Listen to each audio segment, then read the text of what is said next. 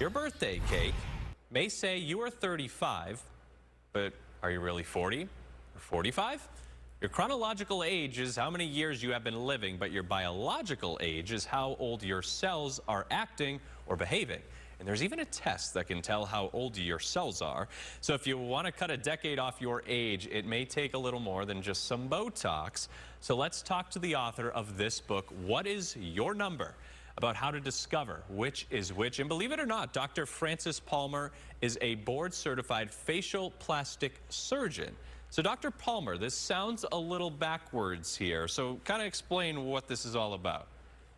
Well, mainly what I'd like to do is share a study that was recently published in the Journal of Aging that showed people who took a daily supplement called Rejuvant, R-E-J-U-V-A-N-T. It's a calcium alpha-ketoglutarate supplement daily for 7 months, reduced their biological age by almost a decade.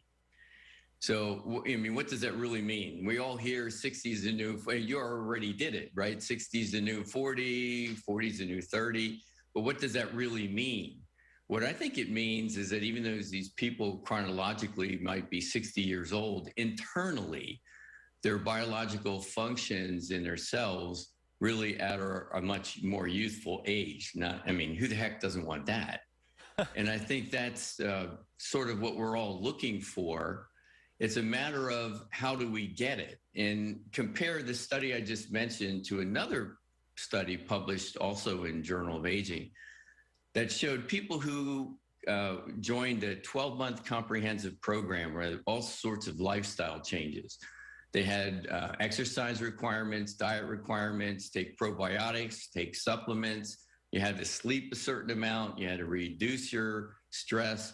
They reduced their biological age by 2 years.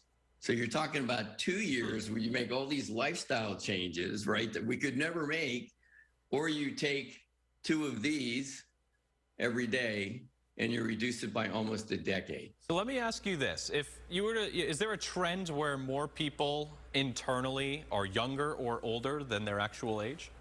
Well, I think clearly, look, I saw this in my practice over 30 years.